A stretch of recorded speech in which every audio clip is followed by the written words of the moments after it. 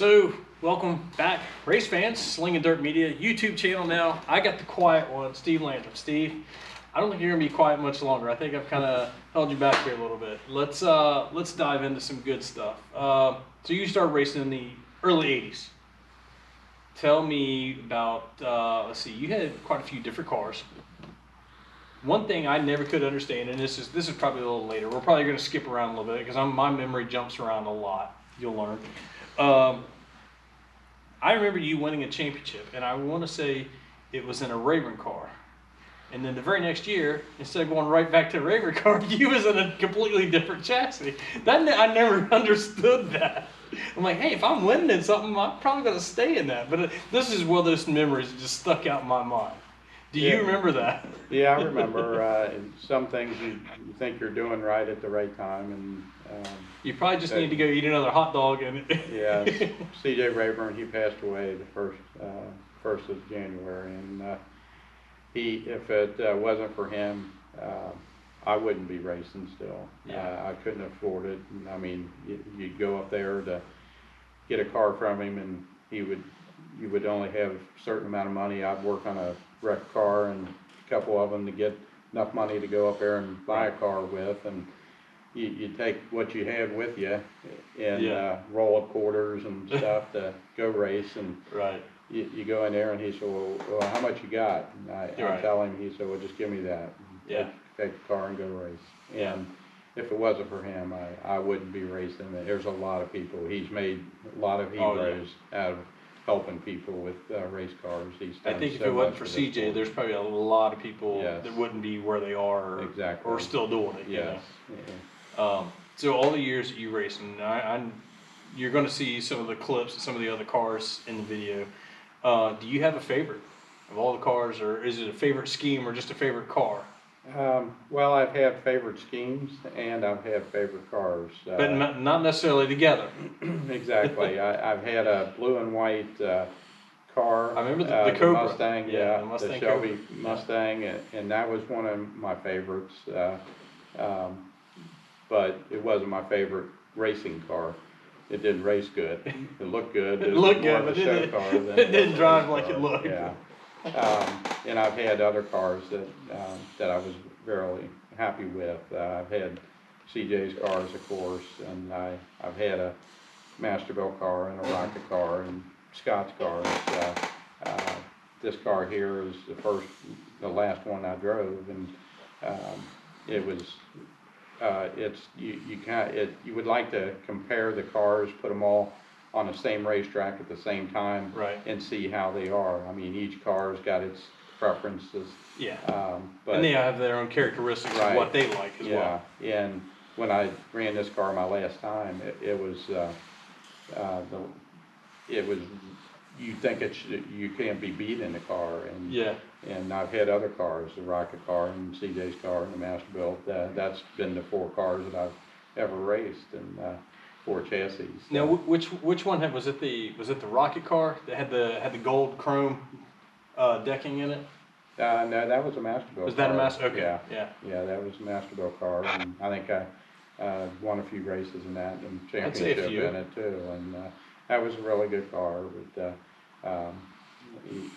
and then the Rocket car, first Rocket car I had, I won 9 races in it at Florence the one season. And that's tough to beat right there. Yeah, it just seemed like you could do no wrong in that car, and then as times change, you move on, different chassis and different shocks and motor combinations. And so do you have a favorite team or anything like that, or have you always drove for yourself, or have you drove for other people? I mainly drove for myself. About every year I drove. In '91 and '92 I drove for the Cradlers with a steel car. The steel car, They switched from pavement to dirt, and they were kind of learning for me with that, with setups and stuff. And they had a Masterbuilt car, and we ran. I think we'd won a championship one of them years. I can't remember, but that do you know how many championships you have at Florence? 6. 6. Yeah.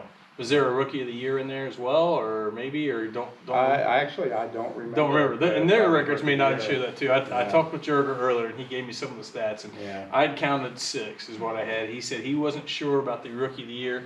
He said that's right about the time when his dad's records, Rod Senior, everything was on paper then, and then it wasn't too much a little later. Then everything started going digital, and now all the records are a little more accessible. Yeah. So some of the early days they don't have great records on them. Like, oh, I'm so disappointed in that because I'm a closet history nerd. I just love old stuff and history, and it's like, man, I want to know, like at Florence, who has the most wins, most feature wins, and it's like we really don't have a good number on that. It's like, oh, this would be good. I mean, I could throw a few names out there that I think has probably got a bunch. I mean, I would say probably Pat Patrick's got to be up there. I don't know. Who do you think? I would say Pat. He's won a lot. Vern's won a lot there. Chuck McWilliams has won a lot. Yeah, Billy Teagarden. Yeah, Teagarden. Floyd, Yeah. There's a lot. It's really neat when you look on Facebook or something, and you see pictures of those old cars. Yeah. And I remember sitting in the stands with a buddy of mine, Benny Allen, and we'd sit up there and toward turn 1 in the old covered grandstands and watch those cars go around the racetrack, and then we would, during the intermission, we'd go down and sit and make our little dirt track in the dirt and race the little cars around down there. And me and Jimmy Stricker, we were talking about it, and he said they used to do that on the grandstands, have their cars, and I remember the playground that had the swing set. Yeah. So where your feet would drag, you'd have that little dirt patch there. That's where we were playing with our Hot Wheels in the dirt there. That was really cool, and it's something that I've been lucky enough to have come at the time I started driving. It was kind of at the end of their careers, and I got to race against Billy Teagarden, Pat Patrick. I learned a lot from him, and Chuck McWilliams and Vern. And then I got to get with all the drivers nowadays. Right. Scott Bloomquist. A great part of your career was some of the older guys, but then some of the modern guys as well. Right. Yeah. And Larry Moore, Jeff Purvis. I think I mentioned him. Some of the guys I didn't get to race against traveled with that series. Buck Simmons and Mike Duvall, guys like that. Yeah. But Rodney Combs, I got to race with him. And, Superman.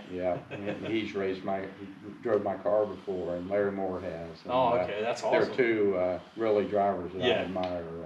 So when my earliest that I can remember is, my favorite, the guy that I went to every week before the Silver Bullet was Pat Patrick. Yeah. Pat Patrick, the team, the guys that he raced for, drove for, they had a little shop over in Price Hill on Grand Avenue. Yeah. Which I think one of the guys that helped was his guy's name was Ralph Dietz. Yeah. He had the lease on the shop.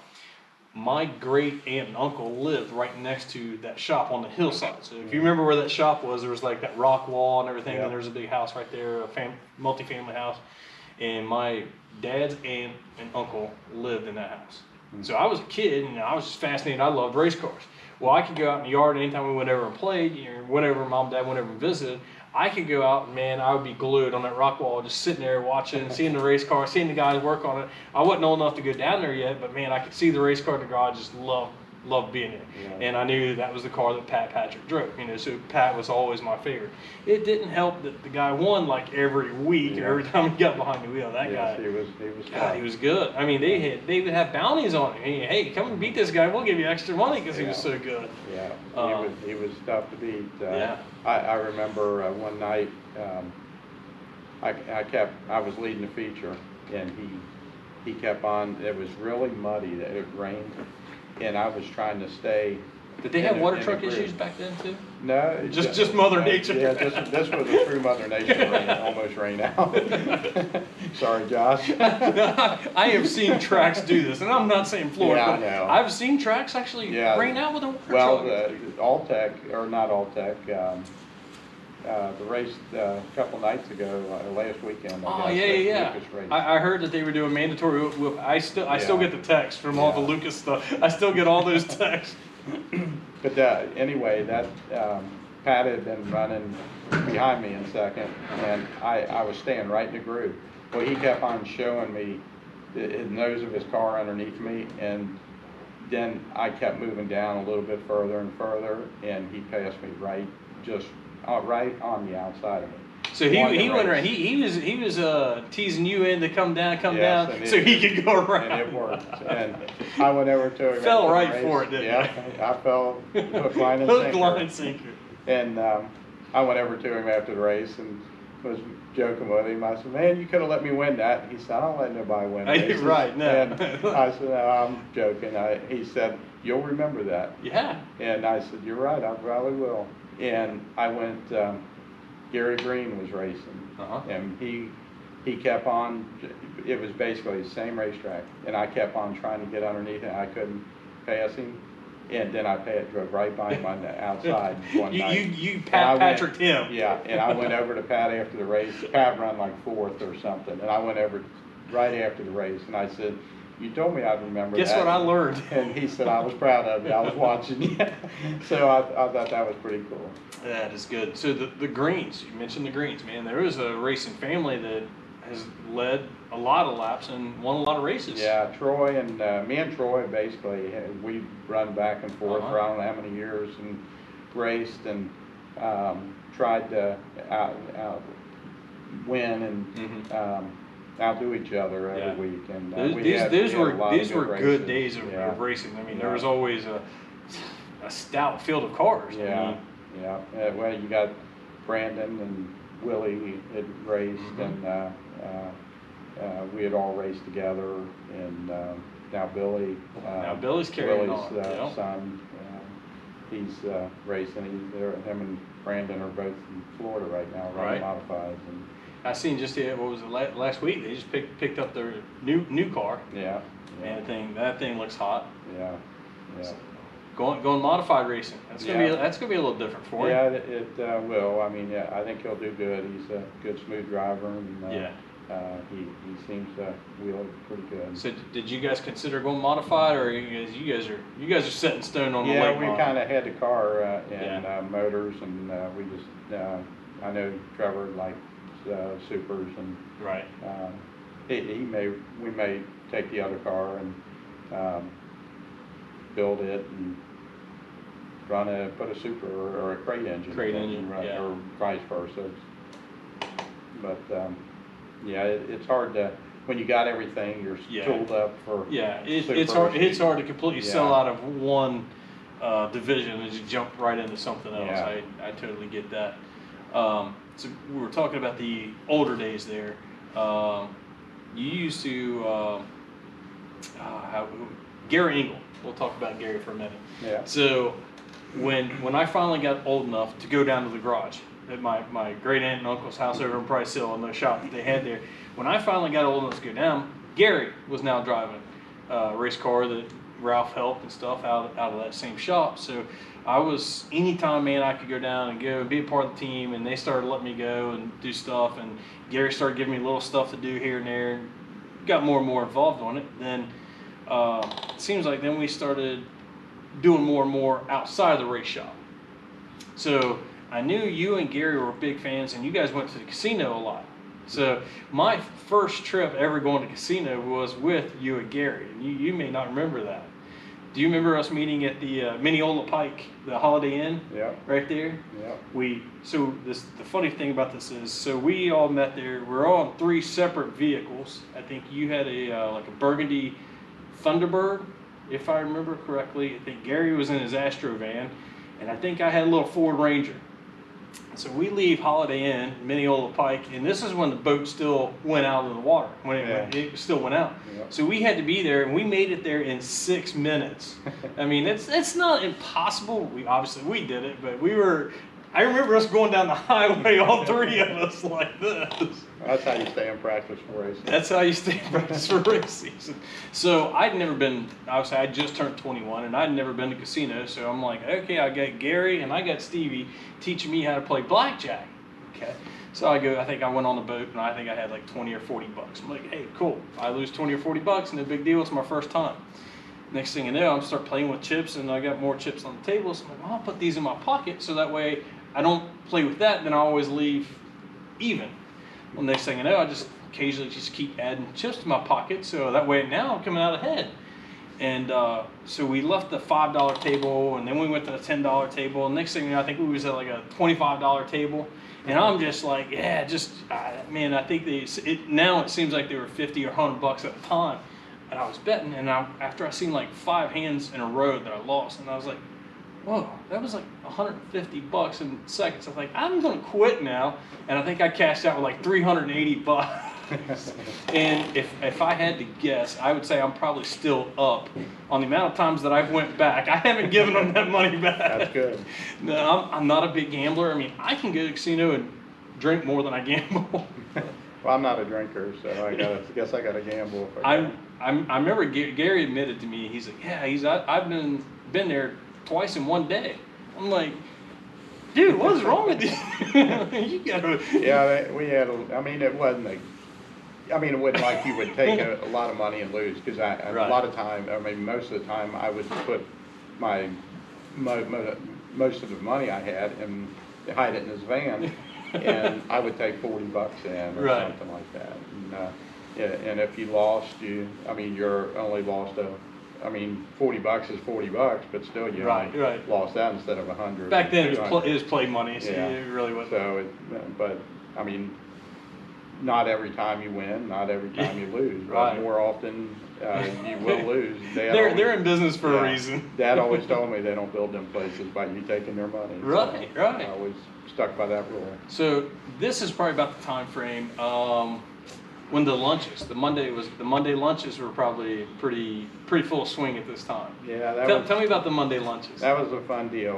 Me and Johnny Holt and Mm-hmm. Ricky Corbin and Gary Engel, we'd always bet whoever made the most money that Saturday night at Florence, they had to buy lunch, and we'd always go to Golden Corral or Ryan's Steakhouse. Yeah. Back then. So did the lunches ever cost more than you won? Yeah, pretty much. A lot of times it did. So by the time it's all said and done, the guy who won probably lost. Yeah, but it was fun. I mean, Right. You got a group of guys that they're all buddies and go out and have fun and eat lunch that day. See, this is good stuff, and probably not everybody knows stories like that about the lunches or the casino stuff. Back to the racing side of it.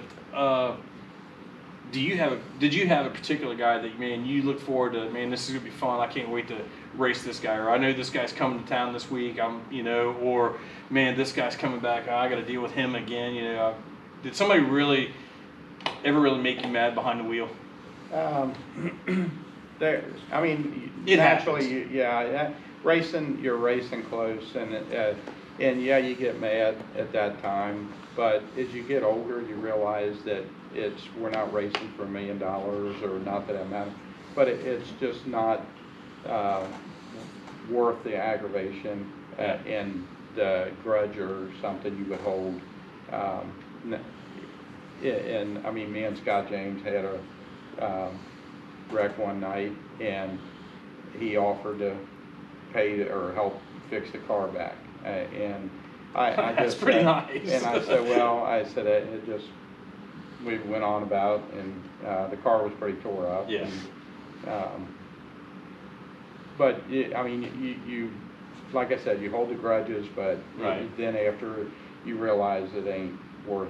Did you ever? Life is more important than race. Did you ever get an opportunity to pay somebody back? Maybe somebody give you a slider you wasn't real happy with, and you kind of give him one back the next week or something. Did you ever have one of those moments? Yeah. That you want to talk about? Well, you don't have to. It was me and Vern actually one night. He was driving Roy Cruz's car. Okay. And he had.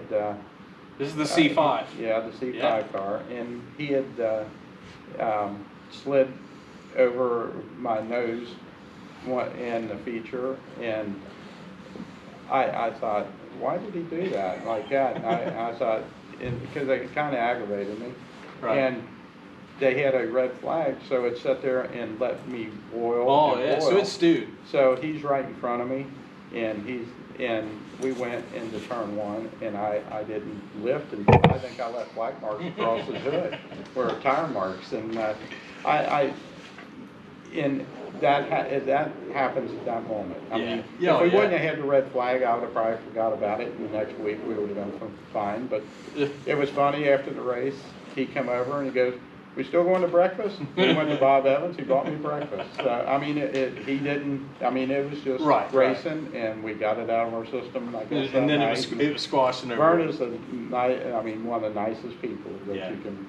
Yeah, Vern was, when you go back to talk about like the Pat Patrick days and stuff like that, that was one of the, I remember the battles between Pat and Vern, and Chuck was in there, Billy Teagard. I mean, those guys, these guys were putting on races. When I was a little guy, it's like, man, those were that was good stuff. It was. I'm glad I'm at the point where it's like, man, I can say, yeah, I remember and I've seen some of those races, and those guys are the guys that I looked up to growing up to, and like I said, getting to sit here, with one of my childhood, like this was one of my favorite drivers. Like this is awesome, So hopefully. Sorry to interrupt. No, you're good. Back when we was me and my buddy Benny were sitting behind the stands, we playing with our little cars. They would be out doing qualifying. Yeah. And they would announce Dick DeBolt, the number 12 car, was coming out to qualify. And I remember me and him would run up to the fence to watch him, because he would run around the track sideways and never let off the gas. Yeah. And we always thought that was so cool to see somebody do that. It kind of like seeing, was it Dick Phillips, when he started doing the 3-wheel hike on the left front wheel? I was like, whoa, this is pretty cool looking. Yeah. What's going on here? My dad, his favorite driver was Weasel. Man, if Weasel wasn't driving or wasn't going to be that night, he probably wouldn't even go. But if he knew Weasel was going to be there, he was there. He was a Weasel fan because he knew he was going to put on the show. Yeah. Weasel would say, I hit the wall in turn 1, so then I had to back it in turn 3 to straighten out what I did in turn 1. Yeah, he was a blast to watch too. He can wheel a car. Yeah. I can't wait to. That'll be a good one that I'll get to enjoy sitting down and getting his take on some of his stuff. Favorite tracks? Do you have a favorite track? You raced for how many years? I started in '82 at Florence, and '83 I switched. They had the wedge cars and late models, and I ran one of them. It was an orange and white number 18. Okay. And then they went to the little body cars in '84 with UMP, and '84. I ran. That's when they started getting the funky box noses, the IROCs and Luminas and the weird stuff. Thunderbird. The Thunderbird. My dad had built the motor for that car, and it was a small block 351 motor, and had Roush shapes or Roush heads back then, and Roush shapes. There was no Yates at that point; it was still just Roush. And it was a steel block motor, and I ran that in '84, and that was the Thunderbird car, and stock nose had a real Thunderbird grill out of a passenger car, and had a plastic grill, chrome, and. Did it last long, or make it the whole season? I raced pretty much clean, or tried to, and I never broke it out once. Good. Dad had always joked with me. Dad was my hero. And sure. I grew up admiring him, and he would. I'd be out in the garage and working on a car, and he would tell me, "Why don't you try this and do this or do this way?" And I'd say, I got it like that. And a few minutes or about a half hour later, I'd be over there doing it his way, and he'd be looking over at me and just smiling, never say nothing. But he knew I was learned from him. Yeah, it was good that you guys had a good working relationship. You might not see it the exact same way at the time. Yeah. But like you said, a few minutes later, I'm going to try this. And this Dad, he was very smart, and he won a lot of races. We just moved my mother out of his house last year, and there was, I know, 200 trophies that he had and we put them in boxes that he had won, and he'd probably given away a lot of them. Sure. And, one thing that there was a friend that works with my wife Missy at the courthouse, and she had told her that her dad raced with my dad. Oh, really? And she sent some pictures, and she said that he would look over when they were getting ready to go out, and he was scared, kind of nervous, I'd say. Right. And he would look over at my dad, and my dad would be praying, sitting in the car praying before they went out for the feature. Really? I just, stuff like that brings tears to his eyes. Sure. I thought that was really cool. And So he said he felt a lot safer Yeah. when he seen Dad praying, Oh, because absolutely. Dad would be praying for all of them. right, Dad you was know, safe your for dad, it. and that's what he was doing. He was Yeah. keeping everybody safe. He Yeah. wasn't just praying for him or praying Yeah. for a win. He's keeping everybody Yeah. safe. You know. Yeah. And Dad would go out and win the race or something. Right. And Mom would always joke, say that he would go down these other tracks. He raced at Cincinnati Race Bowl Mhm. and a lot of tracks. And Tri-County, probably Glen Estee yeah. back in the Oh, day. yeah. And, he would go somewhere down in Falmouth and race. And she said when they'd get out of the race car, the winner, all the drivers would have to chase a pig around after the race and catch Chase a whoever pig. would catch the pig would be get an extra money or something like that. That's But- good stuff. But my uncle would race with him. Right. And Dad would go down there, and he would win the race and take all the money that he got, because they'd only pay the winner. Well, people would go down there with him to race from Uh-huh. up here, and he would split it up even between all of them. Oh, really? Yeah. Huh. He That's was- neat. Yeah, I thought that I admire some of it. Sure. And that's why he's Yeah. one of the things why he's always my hero. Right. Now, off the racetrack, your dad had some pretty cool cars too. Yeah, he had a. I've seen a few pictures and stuff. Yeah. You know. Yeah, we built a Cobra replica of Mhm. his car back in 2000. And, he done most of the work himself. I done the body work and painted Right. it, and He did got most it up all the and mechanical running. stuff and Yeah, everything. He could do anything. T-bucket, had a Yeah. T-bucket. I've seen Yeah, pictures an old of that. T-bucket. He built it, and I remember sitting on the basement steps watching him cut the frame rails with a hacksaw. And Right. Cut the tubing and welded it together. He built that whole car, and I thought you just think of the memories that you Sure. have, and luckily I have all of them. Yeah, I had my dad, let's see, this would have been early 80s, so we lived in a trailer park in Norwood, right there on Reading Road, behind King's drive-thru. Yeah. And so my dad was rebuilding a motorcycle, and he didn't have a garage or shop or anything, and I was pretty young, so I just got to sleep wherever I fell asleep in the house. My bedroom became Dad's motorcycle shop. So my dad pulled this motorcycle, 69 Sportster, in the house, in the mobile home, and that became his race shop or bike shop. And he rebuilt this entire bike one winter, and it was all raked out in the front end. I mean, I remember pictures of it, and I remember.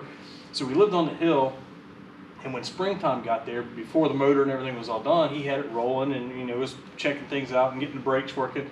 So he set the seat on there, and we would sit on it and coast and ride down the hill. Well, then Dad had to push it back up the hill to get it back up there. It didn't have a motor. It was just a rolling frame. And, this is just some of those memories you're talking about. I remember, my dad doing this. And then he got this bike all done, and him and my mom was hit head on by a drunk driver in Norwood. Totaled the bike. I mean, they had health problems the rest of their lives from it, but it's like the memories you have because stuff like that. My mom never got to see me race. She passed away way before I started racing. But your mom was around seeing most of your career. Yeah, she worked at the track. Didn't she work was it a concession stand on the backstretch, right? Yeah, I remember your mom back there. Wanda, I believe was her name, and they worked at the back concession, and every time I'd get to be out on the track, Wanda would tell her to go up here by the track and watch. And, Yeah. Yeah, I was lucky enough to have her there. Yeah. We lost her this past October. Sorry to hear that. So, racing, where do you see that going from here? It's with the price of racing, it's really tough. We got some good sponsors with the car. We carry Toyota and Complete Auto and Valvoline Oil and Smoky Joe's And Scott. Yeah, and Scott. A lot of people ask me, they say, well, how can you afford one of Scott's cars? And we're got a new one ordered actually, too. And we just sold the old car. And Scott is really, a lot of people, I think my son, once he got to meet him and talk with him, you realize Scott is a totally different person. Yeah. When you're down at a shop, I spent one summer down there, basically driving down on a Sunday or Monday and coming back on a Friday so we could race and building this car here. And you set up with him, just you and him in the shop. So, I mean, he's got different hours. He'll wake up at 12 or 1 and work till 4 or 5 in the morning, and you sit out there in the shop with him till 2 or 3, 4 in the morning, and you learn what type of person he is. I mean, and he has helped me out and Trevor out so much with knowledge and just helping you. I mean, if you need something, he'll help you out with it as far as a little bit like a modern day CJ. Yes, he is. To you guys, he may not be that way to everybody, but yeah, I mean he is really stepped. I mean he didn't have to. But me and him get along good. Yeah, and, it's awesome, and I'm not gonna say that it's completely rare. Maybe not everybody may not ever get to see that side of Scott Bloomquist. But you guys getting to have that relationship and getting to know him and stuff. I mean, that's, I'm honored to. That's awesome. To be able to go down to a shop and he'll when I built this car, it was right next to his, and I said, "Where do you want me to put that?" And he said, "Look at my car and measure off it." I mean, and not a lot of people can do that. Yeah. And he will take off and go to the store or go up to town or something and leave you there at the shop by yourself. And he trusts us enough to do that. And I've helped him on his car, me and Trevor has, and we went racing. I've seen you guys at Smoky Mountain with him before. Yeah, we went racing with him, and it's really neat to be able to do something like that with a guy like that who's done so much for dirt racing. And gosh, I'm gonna say the amount of knowledge and stuff that you can get from a guy like that has pretty much won any and every race that there is. You know, that's anytime you go down priceless. there, anytime you go down there, you learn 2 or 3 things to help you. Yeah. And you just can't, and it ain't like he expects anything in return. I mean, me and him, it's funny you were talking about the casino.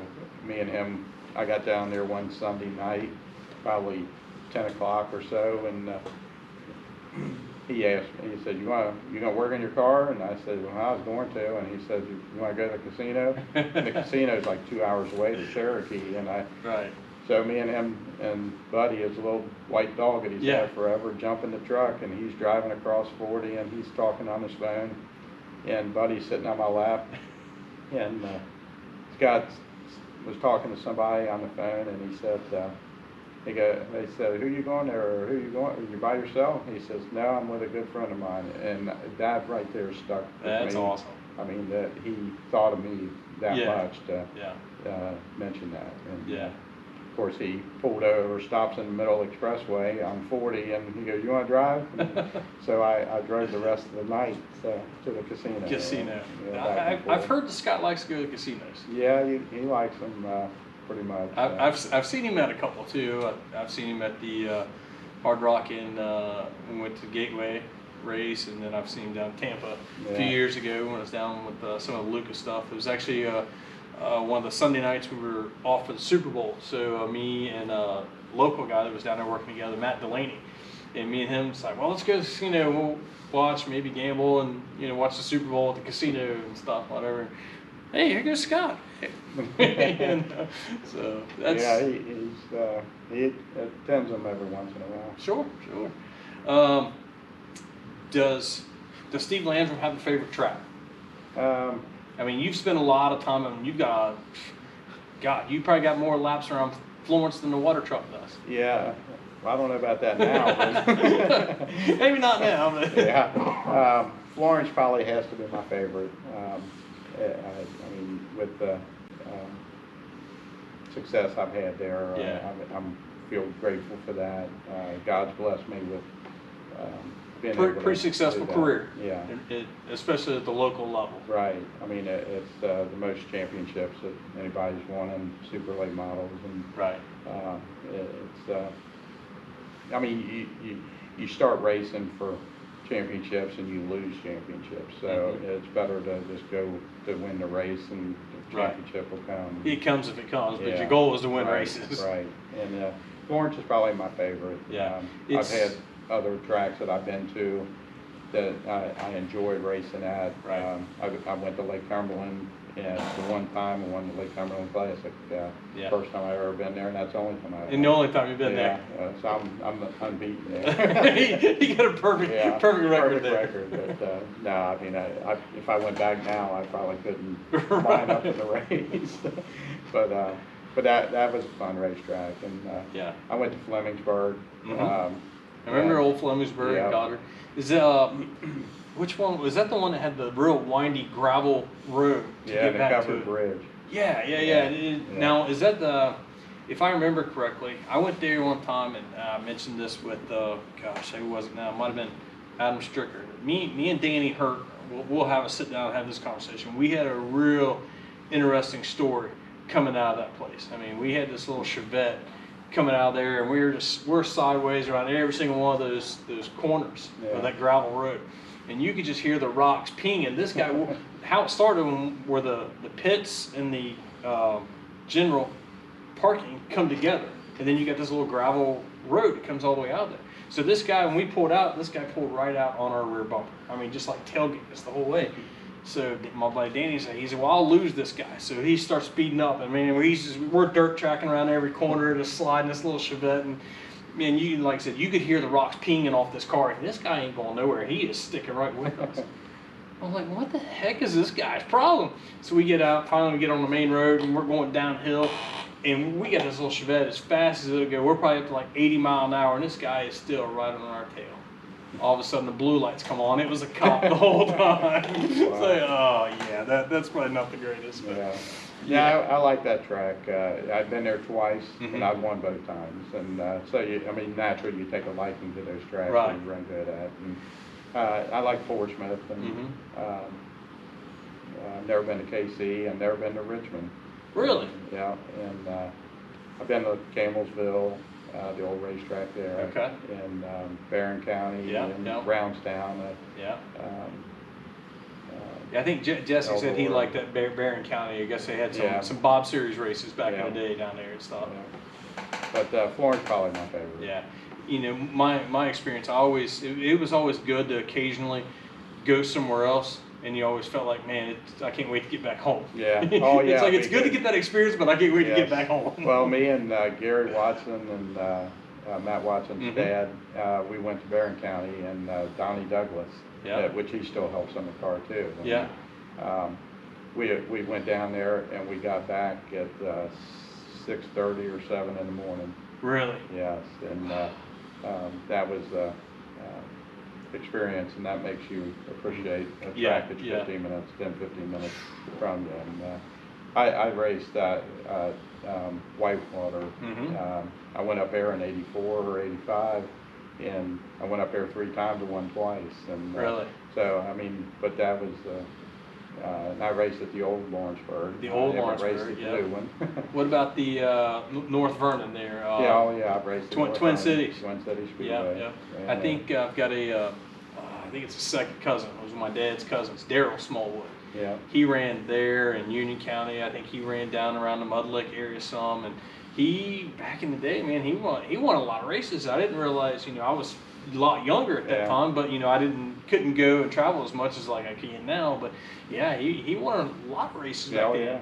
I went and worked the race a year or so ago for Tim Keithley at Twin Cities, and as soon as I signed at the gate, Tim had me come out and help him out. And when I was signing in, the guy, I don't remember the guy's name, and he says, Smallwood, he said, you related to Daryl? I was like, yep. He's like, yeah, he used to be pretty good here. So, I remember one time going, I think it was there, I went with me and Josh and Mona and Jerry, went for one of the Ironman races.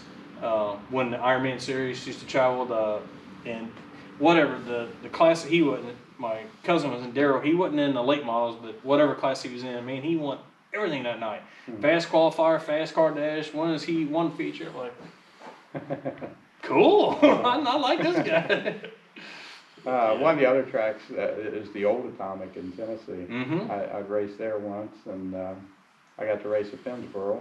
Pennsboro. See, I never got to go to Yeah, Pennsboro. I got to race there, and we done the 2-weekend deal with West Virginia Motor, Right. running during the days, and then Pennsboro running at nights. Yeah. Or vice versa. Pennsboro ran at day because they didn't have lights. And Do you remember I know they ran the dirt track World Championship a couple times down at Bardstown. oh yeah, I raced at Bardstown. Bardstown, yeah, that was a fun little place Yeah. too. I made won my heat down there at the for the dirt track race and made the race. So. Now you drove a couple times. You drove for Seabreeze. Yeah. Was that one of the years? Was you in one of their cars down there, or was you just that in was yours? my car. Randy had, had sponsored the car. I remember. I think I know the one particular year that I was thinking of. He came up in conversation with me and Jesse, and I was helping Gary Engel at the time. And it rained out, got real muddy. Everybody was getting the bales of hay and spreading them out in the pits. And it rained out Saturday night. Didn't get to run it Saturday, so they ran it on Sunday. By the time it was all said and done and over with, and we got back to the shop, I left Gary's shop straight from his shop to go to work Monday morning. Okay. That was how late it was. It's like, there's things like that, like you talk about getting back so late. It's like, God, I can't wait to get back to Florence. Yeah, Florence, you appreciate it. And me and Jerry, actually, Jerry King, we raced, I think it was back in '82. Mm-hmm. He ran a semi-late model, and I think it was an old Barracuda. The Barracuda, number 53. Yeah. So the funny story about that is my dad and Jerry bought that car together. And my dad, we've got pictures of it. I think I gave mine to Mona. There's a picture of my dad laying up underneath like the back of the car. He might have been welding the spider gears up together, whatever he was doing. And there's a picture of Jerry standing there by the car, and he's got the big 70s bell-bottom jeans on, the big pork chop sideburns and everything. And they didn't have a trailer. So Mona and Jerry lived in the same trailer park there that we did in Norwood, and they didn't have a trailer. Dad said, well, hey, if you get me this, and he said, I can build this trailer. So they pulled out they got the mobile home axles out, the trailer's right there, and Jerry started getting him the stuff, and then Dad welded up and built him a trailer right there in the trailer park in one of the empty lots, and that's where they had their first trailer. And the story I was told, the number 53 came from, they bought the car on May 3rd. So they come up with the number 53. That's funny. I seen a picture of one of Jerry's old cars up at Eldor. Oh, really? A couple weeks ago, in King's Drive-Thru on the side of it. And I thought that was really, really neat. I looked up to Jerry. Yeah, I was gonna say. Now you guys got close too. Yeah. The later in life went. You and Jerry got close. Yeah, we'd me and him and my wife and Mona went down to Belterra to have the crab leg buffet one night together, and I miss him a lot. Mm-hmm. I think Josh ought to do something with the Victory Lane, have a little platform built up with it'd be real cool to see a Jerry King Victory Lane. Victory Circle, Jerry King Victory Circle or something like that. That would be, to do something in his honor like that. I mean, you don't, I know he don't want to have races or memorial races. Right. Latham Memorial is one, but you got your father, the owner of the track, the promoter of the track, that has built Florence Speedway and put it where it is now. I mean, Josh has done a lot too. Josh it wouldn't be where it is without Jerry. Right. And Jerry and Mona, they've really put a lot into it, along with Josh and Kim and. But it's. I mean, the whole family. I mean, Jerry had sisters. They still work in the concession. Exactly. The whole family's out there. Yeah, they all put their hearts into it. And, but I think Jerry King Victory Circle or something That'd be like pretty that cool. would be a neat. So growing up, me addition. and Josh we've been best friends since we were babies. You know, Yeah. my mom and dad, Mom and Jerry knew each other before we were born. So, I mean, they didn't stop hanging out and playing cards on the weekends or whatever. You know, I mean, there was trips to Gatlinburg, and they just throw me and Josh in the playpen, and they'd still just do whatever. Yeah. So, you know, Mona and Jerry was really like a second set of parents. Oh, you yeah. know. I lived with them for a little while too. You know, we had a we had a house fire when I was younger too, and when I was 19. So then I moved in with Mona and Jerry at that time and lived with them for a little while and stuff. The Jerry's last Jerry's last north south. Josh comes to me. He says, "Hey, would you care to take Dad in the pace truck?" He said, "You know, this could be his last, you know," and they knew his health and stuff wasn't great. And he said, "I know, you know, with your parents," he said, "if something did happen," he said, "you would have a good idea, you'd be fine. Dad knows you, you'd be comfortable with him and stuff." And he said, "Would you care to drive Dad in the pace truck?" So when I could breathe and swallow again, obviously it was beyond an honor to get to do something like that. So I've got a picture of me and Jerry in the pace truck, and cool. yeah, it's amazing to have, you know, some memories like that, you know. Yeah, I definitely wouldn't be mad if there was something like a Jerry King Victory Lane or something like that. Yeah, they need to do something like that. I mean, that Florence has got a really good crew, whole crew out there. And Preston Sandlin, when he was around, he done a super job with the racetrack, of course, and he had a black slick top to bottom where you black ice, man, and that was what it was famous for. Yeah. And and I'd probably still be racing if it was like that. if it was like that, it'd be a little easier on equipment, a little easier on the pockets, everything. Yeah. It's I'm not gonna say that that's not really a common thing. I mean, some tracks still get like that, but I mean, I don't know if it's track prep nowadays or what's so much different, but I mean, you can still get a racy track, but man, it's hard to get those black slick days like it used to be. Yeah, I mean, it can be done. I mean, if somebody does the track enough, they can do it that way. And it's definitely not a skill that I know or can tell anybody how to do it. I'm not a track prepper either, but and I know Josh has mentioned that cars you can't race like that side by side, but race car drivers are race car drivers. If there's a racetrack slick, they're going to make the race cars race side by side. It ain't got nothing to do with the race cars not being able to race. The cars are a lot more aero dependent. With you lose the nose when you get up behind somebody. It's obvious that, and I think what they need to do is put old stock noses on the cars and cut the spoilers in half. Put 4-inch spoilers on them, and that'll help take a lot of that away and put it back in the driver's hands. I'm gonna throw my theory out there. I know it'll never happen, but I'm gonna throw my theory out there. I think a big problem solver, put them all on modified tires.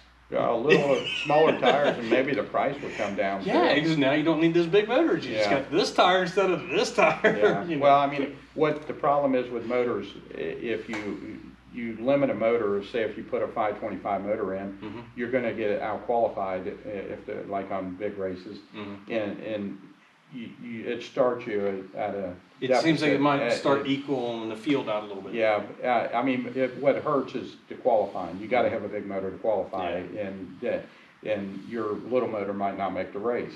The problem is it starts you too far back in the heat race. And the way cars are now, they're just they've always been competitive, but they're so equal now. They're so equal. They're so technical, and a little of this goes a long way. Right. It's with the shocks, and you got 4 tires on a car.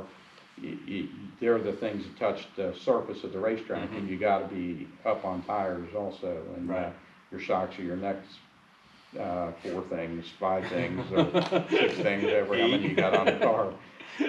But it's the shocks have come so far in technology, and Scott does all our shocks, and that's something. I mean, he is so smart on doing things and mechanical side of it. And I've always heard stories, this or that, or how Scott does some of this stuff, and it's like, man, it always seems like this guy is so far beyond his times. Yeah. You know, and some of the stuff that he used to do, and how he just like, who would have thought to done something like that? Yeah. You know, like the grease drops or whatever. You right. know, for I mean, different testing. Yeah. He has told me a lot of things, and I've known a lot of things that like just things that he's done over the years, and right. things he's doing right now, working with cars, and yeah. I'm not allowed. He told me he'd kill me if I had sold any of them. Well, but, I don't want to see that happen, so we won't get into any of that. But he is working hard on cars right now. Good. And on his own cars, and he just had hand surgery with carpal tunnel on his right hand, and we were down there a couple of weeks ago, and then he was supposed to have his other one done, and we're going to Florida next week. I wish I was going for the races at the last couple of East Bay, then over to Volusia. And now is he going to be driving? No, he's not. He's going down to watch, okay. And we're going deep sea fishing one day together over in Daytona. And if you need an extra, just call me. I'll be on my way. well, him and Trevor and Austin Mills and his grandpa Dave and Ethan Burgess is sounds like some fun there. Yeah, so hopefully we can catch a lot of fish and have some more stories to talk about. But that's exciting to be able to do stuff like, because you do things around racing. Yeah.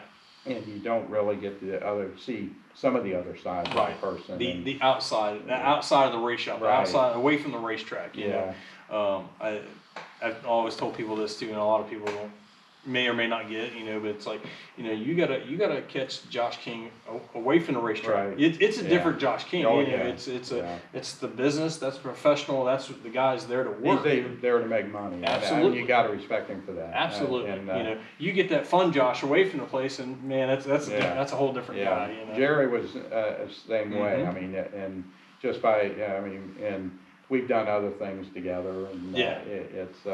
You go do something and you have a blast with him, and I mean, he's at the racetrack just like you're there to race and win. He's there to run a business and make money. I mean, if you don't make money, you're not in business too long. And but it's real exciting, and just like when we went to Volusia last year, we went down and helped Scott some at the racetrack, and he was trying to get people to go skydiving. And I ain't never going to jump out of an airplane unless it's on fire. Unless it's something wrong with it, why jump out of it? But he had asked, Trevor said, or like he would want to go, and and Scott said that he went a couple years ago, and the guy had him on his back when they were jumped out.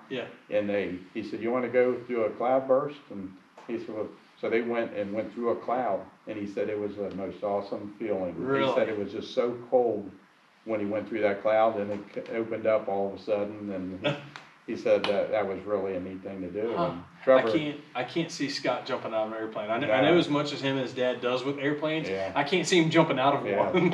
And Trevor asked, he said, I want to go shark cage diving sometime, and he said, I like to do that too. And so they'll probably end up doing that someday, and I can't swim, so I ain't gonna. So no, probably not for you.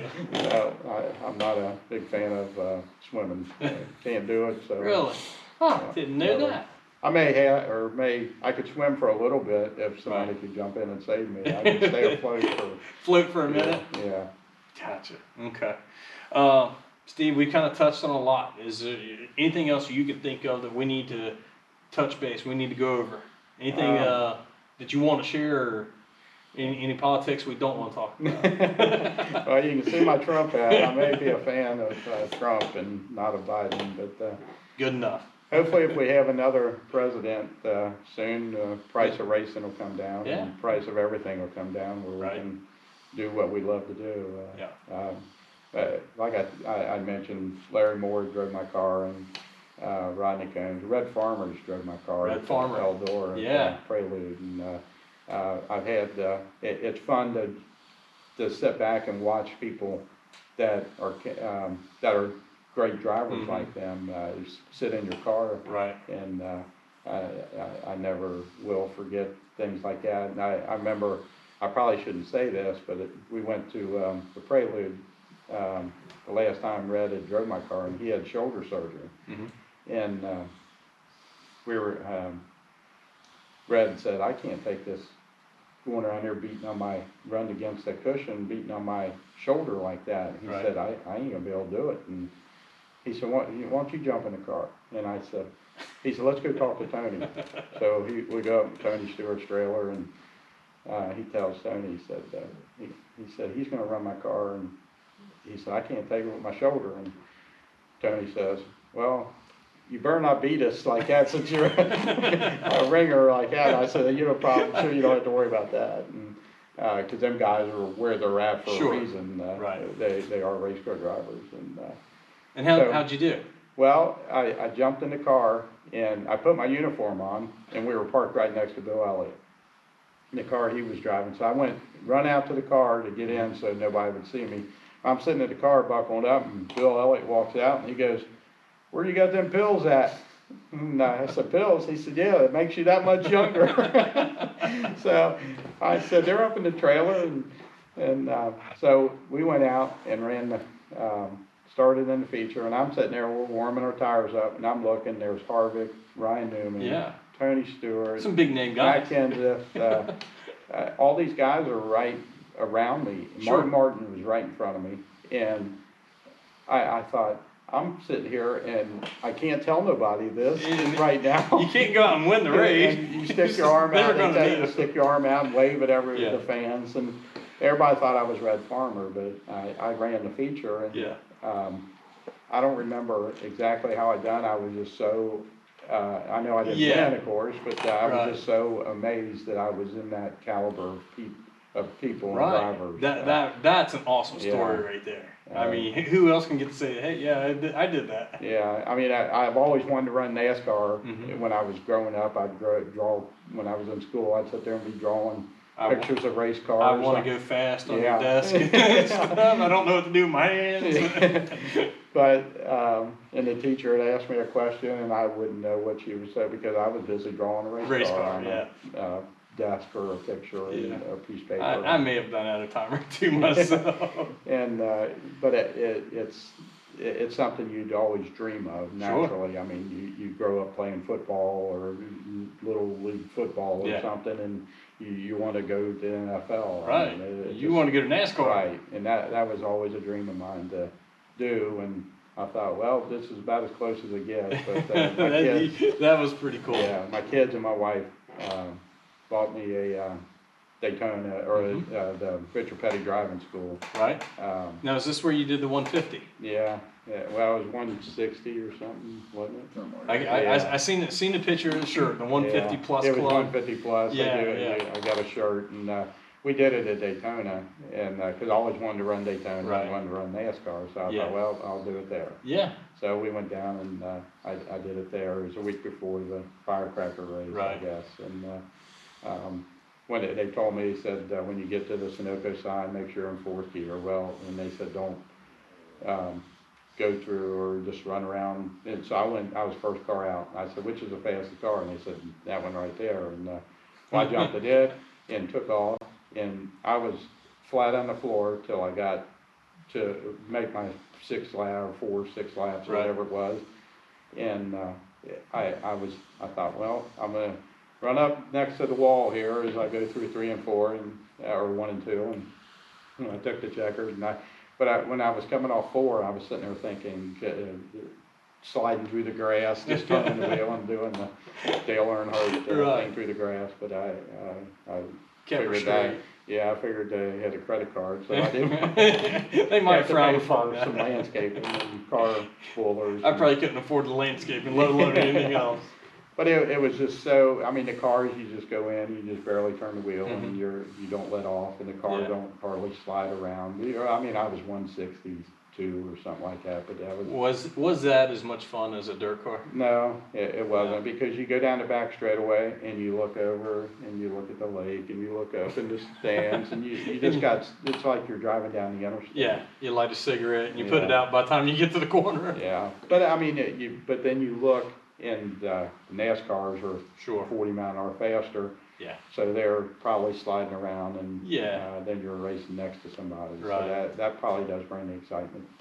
I remember, do you remember, gosh, so this would have been maybe mid-late 90s. Before they had the Preludes, they did the Race of Champions, Lawrenceburg.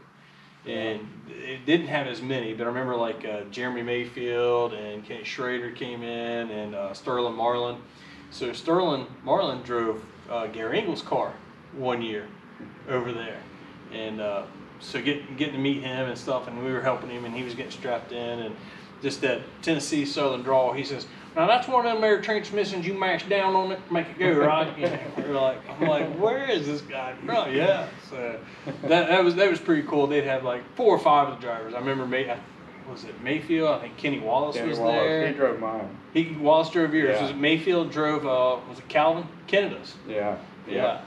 I think Jeff Bodine was there too. Was he? Yes, and I thought, they said, well, which car or which driver is going to get? And I thought, well, I mean, Kenny Schrader would be a good one. Yeah. And Kenny Wallace and Sterling. Yeah. Or Mayfield. Yeah. And I thought, maybe I should have put Bodine in mine, because it was like they all jumped out there and it was like driving in them, like when we all go to the go-kart track. Yeah, I remember they're beating the heck out of these. Yeah, and I had a new body on my car, and I think Kenny Wallace had every piece of sheet metal tore off of it. Yeah, yeah, these guys, I remember they got out and, you know, not hating on them, but man, they got out of these cars and these guys just had a blast. Yeah. And we're looking at these cars like, that doesn't look like that much fun. Now I gotta fix it. And that was on a Friday night, and we had to go back over and work all day putting the other body back on the old body back on the car, so we could race Saturday night. And then I think the following year, I think, is when Tony came in, and Tony had his car, the JD Byrider stuff, you know, and Barnett was there. So it was those were some good days, good stuff. Yeah, some of the exciting races that I've had over the years, I won the North-South Shootout, and it had like all 5 drivers out of each point, like class. Like, oh, okay. Stars was racing back then, that series, and the Have a Tampa series. And, I can't remember the other series in Florence, but they're top 5 in it. Right. We all just had a race, and it was the first North-South Shootout. Oh, nice. And I'd won that, and I had and I think Bob Pierce run second. And, that was one of my big nights, and I thought, well, that was a really exciting race. And then, so that's going to lead to this question: do you have a biggest win? What was your biggest win? What win was like? That was my favorite. That was the best win. That was the most memorable win. That was the biggest race in my career. My biggest win. Do you have? That was probably my biggest. I was running 3rd in the North-South in '93 in CJ, one of CJ's cars, and I forget who was leading, but I just passed Bob Pierce and John Gill, and John Gill or Bob, I can't remember which one won that year, but I just passed him, and I was just riding along and not punishing my car or running the car hard, and the lift bar broke in half. And I was on lap 60, and the 2 cars in front of me, I was like, they were holding me up. And that was heartbreaking. Oh, I bet. One of the most heartbreaking races. And in the Stars races, a couple years there in mid 2000 or 2000s, 2001 or so, and I had chance of winning the Latham 2 years in a row. Right. And if the race had been shorter, by 10 laps or 5 laps or longer the following year, but it just, that's how many laps it was posted, and I run second. Timing just wasn't there. Those were exciting, and one night at Florence, I just, we run 5 laps and I just got the lead. And one of the guys that I know went to church with, he come over and told me, he said, you know, you got, there's a real bad hole down in 3 and 4, right about the groove you run at. And I kind of shrugged him off and I said, I'll be all right. Yeah. Well, about the 5th lap, I hit that hole and spun in front of the whole field. Well, everybody missed me. So I'm riding along through there, and they put me on the tail, and that's when I was won like 8 or 9 races that year.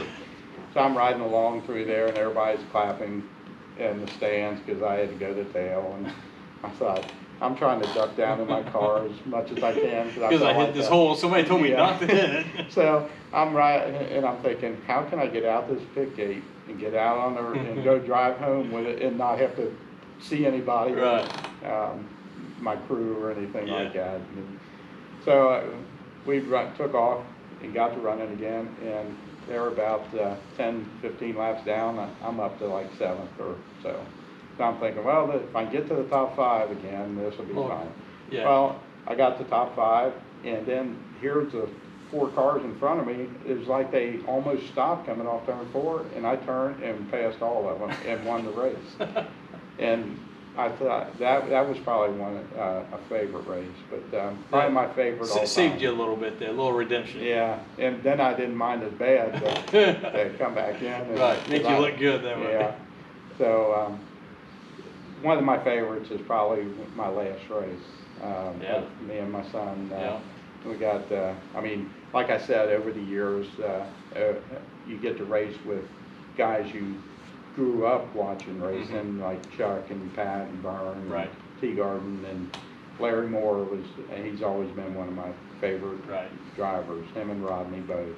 Now, if I remember right, you won the race and Trevor won the championship. Is that how it went? Yeah, that's a pretty good way to finish. Yeah, it was, and I said that was my last race, and there's times when you think you want to jump back in the car. I mean, I may jump in and practice. I'm sure you want to. Yeah, but I wanted to quit because I seen how much my son Trevor wanted to race, and so it was time to switch focus. Yeah, and but when we were racing, I was kind of watching him because I knew he was racing for the championship, and I was watching, kind of protecting him and making. I got into.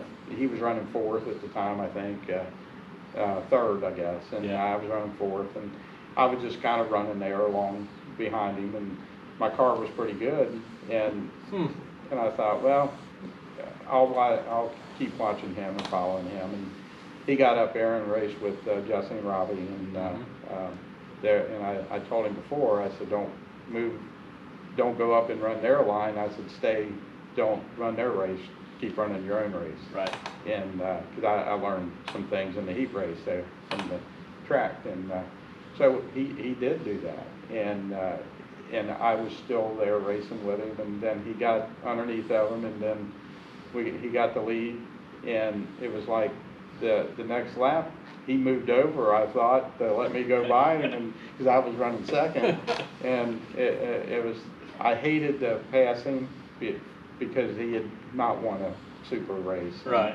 That was one of the toughest things I did, and I thought, well, this is my last race. This is my last he's race. got more chances. He'll get his wins. I'm going to take this. He'll win the championship. Yeah. So that was one of my favorite races. Right. That's a pretty good way to finish. Yeah. And Larry Moore had called me and he said, "Yeah, I've been racing and run around a lot of race car drivers and over the years, and I've never heard of anybody winning their last race that they raced in." And he said and for him telling me that. That was really special, and that's probably one of my favorite races. Yeah. But it was my favorite, but it was also disheartening. Sure, hard to do, but to pass. Did it make it taste just a little bit better to get that win, that last one, because it was your last one? Well, it was in this car here, and we sold the car that he had run, and the week before, and I'd been kind of off watching him. And not concentrating on myself, trying to get him to win the championship. And I told him, I said, if you want to run my car this week, I said, you can run it. He said, no, I think mine's faster. Okay. So we was going back down 42 and through Union, and I looked over at him. I said, still think my car's, your car's faster? He said, well, I guess yours was faster. But, it was like I turned over the time to thing pass down. over the steering wheel and let him have it. Yeah. So, Did you let him drive home? No, I drove. No, but he's done a lot of stuff that I'm proud of him for, and I'm proud of all my kids. Yeah. Ashley, she raced Ford Ashley, she raced a little bit there too for a while. Yeah, she's done good, and my son Aaron, he's done he's made a good career out of welding, and nice. He's I've probably paid for a lot of meals for my family with a welding rod. Yeah, he's a heck of a welder, and he went to school for it, and he's I can't weld near as good as him when I could see better. Yeah. I probably do a lot of wire welding now too, like all the work trucks. Jesse's has all the big pipe racks on top of them. I build those now in-house. Okay. So it's nice having somebody around the shop that can do a little bit of everything. I don't claim to be perfect at anything, but I can do a lot of everything, it seems like. So cool.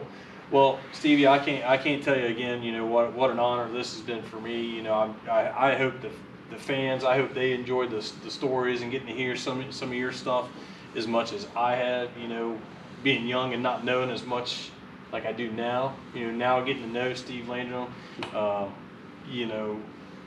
got to look up to you as a kid, and then as I become an adult, and then get to work at the racetrack, get to work around you in the field. It's been an honor, and I'm extremely happy, and now you get to watch Trevor carry on. It means a lot for me. Again, I can't tell you how much the respect level is. I know you were at my dad's funeral as well, and it's been an admiration for a long time, and it's truly an honor to get to sit here, and I hope everybody else enjoys half as much as I did, because if they do, man, there's going to be a lot of likes on this one. So yeah, well, I hope so. I hope everybody enjoyed it, and the things you're doing with this, it really shows your love and stuff for auto racing, and it just you're trying to progress it along, and we needed something like this in our area to do the progression. It built up, and then it's kind of just leveled off. I hope you carry it on to the next level. I definitely feel like there's just been kind of it's just like you said, it's just kind of flattened off and just been a status that hasn't changed for a while. And maybe, I don't know if this is one of those things that changes with the times, and, bringing social media more and more to people's garage and getting people involved in it, and, just getting more of the drivers out there, and the people that maybe don't go to the track every weekend, they'll get to maybe check it out and see something they may like, and maybe they'll get to go to the track and try it out, and maybe they'll fall in love with it too, like obviously we are, or something. But it's like an addiction. We got addicted to it. Bad. Yeah. It's just like my son Trevor said. We've got a lot of old cars, and old Mustangs, and trucks and stuff. Right. And it's like we could have a lot of neat cars. But, I mean, we're lucky enough to have them, but we're lucky enough to have the race cars too. Right. Yeah, it's not. I mean, with the help of a lot of people, and, sponsors, and Trevor worked his butt off, and Rusty, and all of the families, my wife, Trevor's girlfriend, Bree, because Cameron comes, and then Donnie Douglas, and everybody's got their little part. Yeah, and everybody works their butts off in a car, and you do with what you can afford, and with Scott's help. I mean, like I said, if it wasn't for C.J. Rayburn and Scott, and over the years, Masterbuilt's helped whenever, and Rocket, of course, and they're all good race cars. It just depends on which how you set it, and certain cars fit certain people's driving styles, and my driving style fits Scott's car whenever I drove, and Right. Trevor's fits it. And he's not one to go up and knock the wall down and tear his quarter panels Right. off. And Right. he very seldom brings the car back with a tore up or anything. Right. And, It usually don't have a scratch on it right. unless something else has Yes, happened. and he knows what, I mean, if you want to race the following week, you got to take care of your car, and whether you run first or second or third, I mean, you got to look for that next week. And Right. I know something happens. Scott would, I'm sure, help us with that aspect, but he's to me, he's one of the, I know you all talked about the thing in South Dakota, the Mount Rushmore. Mount Rushmore. Yeah, the Mount Rushmore. I never was good in history. Well, But, Brad Greer told me to ask you about your Mount Rushmore. my Mount Rushmore would probably be C.J. Rayburn. I mean, not in any order or anything. Right. C.J. Rayburn would be on there. Scott Bloomquist, Jeff Purvis, and Larry Moore is right there with. Yeah. I mean, those. I know that's probably 5. Yeah. Who's counting? But those guys, and then you got so many other drivers that over the years, Freddie Smith, Buck Simmons, Mike Duvall, Charlie Schwartz, Jack Boggs. Yeah. There's so many of them drivers, Russ Petro, that could be right there with them. Right. And there's a lot of drivers that didn't have the brakes. Sure. That could be right there with them. I mean, it's. Patrick didn't. Right. He wasn't a national driver, Right. man. If he could have been, Right.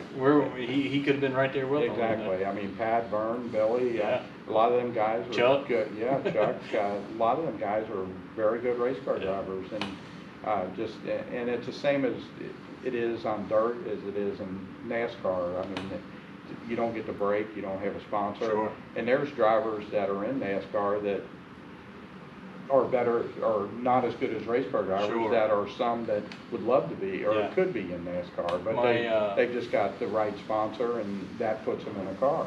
My dad's got some family down in Owensboro, Kentucky, and one of my dad's other cousins that raced down there, I think it was maybe Windy Hollow Speedway, Yeah. I think, and back in his day, and this is go back probably the 80s-ish maybe, he used to week was racing door to door with Jeremy Mayfield.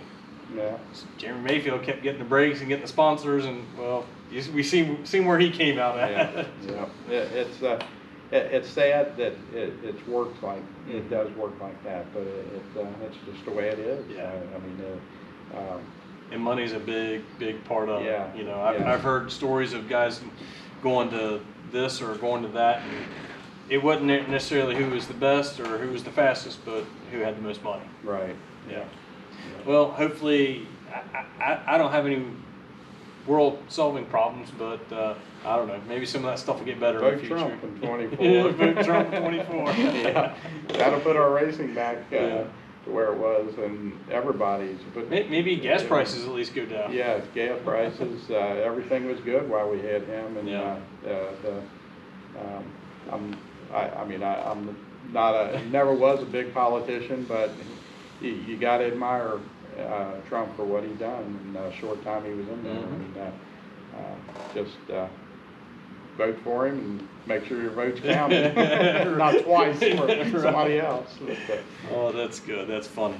All right, folks, we're going to wrap up. I'm going to throw the checkered flag on this episode of Slingin' in the Dirt with the quiet one. It wasn't really quiet tonight. But, we had Steve Landrum here at the table, and Steve, man, I again appreciate the stories, man. This is just a great episode. I hope everybody else enjoyed it like I did. I hope everybody does too.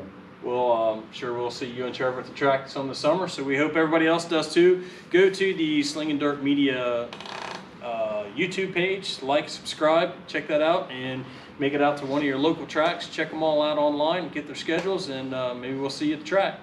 Support Thanks. your local dirt tracks. That's right.